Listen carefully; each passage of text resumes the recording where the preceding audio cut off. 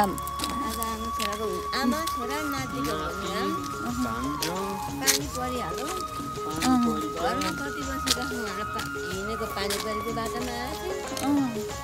त्यही पनि हिँडिरहेको छ रमाइलो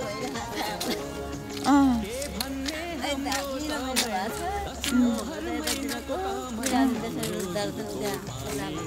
खै अनि है यतातिर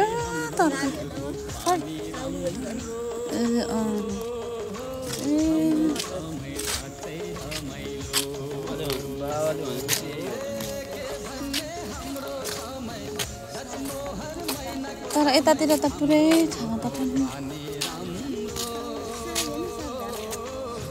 अब हेरेर के गर्नु है मम्मी सागको नाम यताबाट मार्छ